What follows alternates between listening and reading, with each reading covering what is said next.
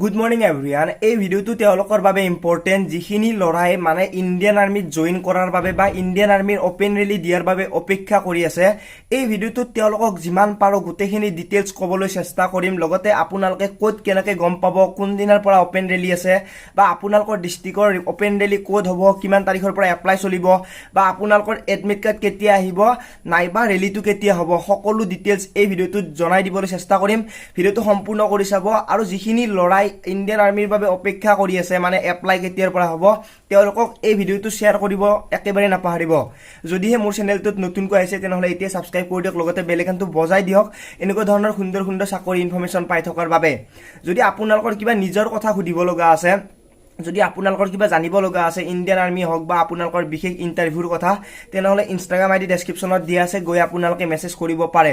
এতিয়া মই কৈ দিছোঁ, আপোনালোকে নিশ্চয় বহুকেইটা ৱেবছাইট চেক কৰে বা বহু আপোনালোকৰ তাত ফটো আহি থাকে যে ইণ্ডিয়ান আৰ্মিৰ অপেন ৰেলীৰ ইমান তাৰিখৰ পৰা এপ্লাই চলিব, ইমান তাৰিখলৈকে এপ্লাই চলিব বা এডমিট কাৰ্ড কেতিয়া আহিব নাইবা আপোনালোকৰ ৰেলী কোনদিনা হ'ব, নিশ্চয় বিভিন্ন ধৰণৰ ফটো আপোনালোকে পাই থাকে। কিন্তু সেই ফটোবোৰ বা সেই ৱেবছাইটবোৰ অফিচিয়েল নহয়। যিহেতু ইণ্ডিয়ান আৰ্মিৰ এটা অফিচিয়েল ৱেবছাইট আছে joinindianarmy.nic.in বুলি, য'ত নেকি সকলো ধৰণৰ নটিফিকেশ্যন দিয়ে আৰু য'ত নেকি আপোনালোকে নিজেও চেক কৰিব পাৰিব কোনদিনাৰ পৰা হ'ব, কেনেকৈ হ'ব, কেতিয়া হ'ব, সকলো ডিটেইলছ। কিন্তু আপোনালোকক মই এটা কথা কৈ দিওঁ, যিহেতু আপোনাৰ তাত এখন ফটো বহুত বেছিয়ে আহি থাকে, সেইখন হৈছে যে ৰেলীটো 20 ডিচেম্বৰৰ পৰা এপ্লাই চলিব বা কিছুমানে কয় 20 অক্টোবৰৰ পৰা এপ্লাই চলিব। যিহেতু অক্টোবৰৰ মাহ পৰিব হৈছে, আগতেও অক্টোবৰৰ পৰা এপ্লাই চলিছিল আমাৰ লৱাৰ আছামত, মানে বঙাইগাঁৱত হ'ব লগা অপেন ৰেলীটোৰ বাবে যিকেইখন ডিষ্ট্ৰিক্টে এপ্লাই কৰে বা যিকেইখন ডিষ্ট্ৰিক্টে তাতে ৰেলী দিবলৈ যায় তেওঁলোকৰ অক্টোবৰৰ পৰা এপ্লাই চলে আৰু ডিচেম্বৰত ৰেলীটো হৈ যায়। আৰু বাকী লৱাৰ আছামৰখিনিৰ বেলেগ, আপাৰ আছামৰখিনিৰ বেলেগ আৰু বাকী বেলেগ বেলেগ য'ত য'ত হয় তেওঁলোকৰ পিছত হয়। যদি আমাৰ লৱাৰ আছামত যদি ডিচেম্বৰত ৰেলী হয় তেনেহ'লে আপাৰ আছামৰ ফালে যিহেতু যোৰহাটৰ ফালে ফেব্ৰুৱাৰীত হৈ যায়, মানে ৰেলীটো ফেব্ৰুৱাৰীত হৈ যায়। এইখিনি কথা আপোনালোকেও জানে, কিন্তু মই আপোনালোকক কম ক'ত কেনেকৈ চেক কৰিব, কেতিয়া আহিব, কোনদিনা আহিব, আপোনালোকে সঁচা ডিটেইলছটো ক'ত পাব। ডাইৰেক্ট আপোনালোকৰ গুগলত যাব, joinindianarmy.nic.in বুলি আপোনালোকে চাৰ্চ কৰিব। চাৰ্চ কৰাৰ পিছত যিখন পেজ আহে, পেজৰ পিছত আপোনালোকে এটা ৰেলী প্ৰগ্ৰেম বুলি দেখা পাব। সেই ৰেলী প্ৰগ্ৰেমটোত ক্লিক কৰিব। ৰেলী প্ৰগ্ৰেমটোত ক্লিক কৰাৰ পিছত আপোনালোকৰ তাতে সিলেক্ট কৰা অপশ্যন আহিব। এইখন মই দেখাই দিছোঁ, ইয়াতে যেনেকৈ মই সিলেক্ট কৰিছোঁ ষ্টেট আছাম, লগতে আপোনালোকে দেখা পাইছে ডিষ্ট্ৰিক্ট কামৰূপ। আপোনালোকৰ যিখন ডিষ্ট্ৰিক্ট বা আপোনালোকৰ য'ত হয় ডিষ্ট্ৰিক্ট, আপোনাৰ নিজৰ ডিষ্ট্ৰিক্টখন সিলেক্ট কৰিলেও হ'ব নাইবা আপোনাৰ য'ত ৰেলী হয় সেই ডিষ্ট্ৰিক্টখন সিলেক্ট কৰিলেও হ'ব।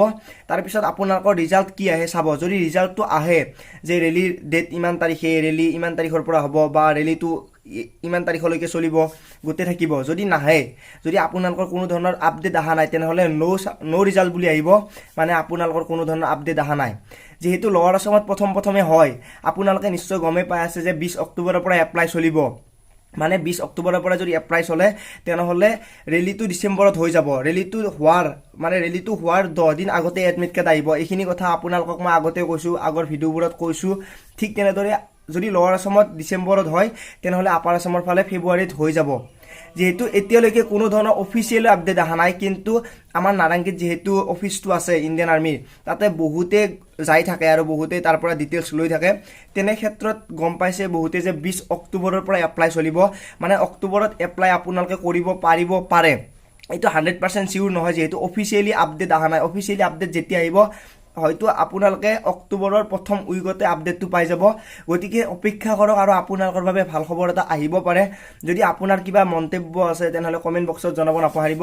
যদি এতিয়াও চেনেলটো ছাবস্ক্ৰাইব কৰা নাই, ছাবস্ক্ৰাইব কৰিব নাপাহৰিব, ভিডিঅ'টো শ্বেয়াৰ কৰিব নাপাহৰিব। আজিলৈ ইমানে, পুনৰ লগ পোৱাৰ আশাৰে মই জিতুমণি। জয় আই অসম।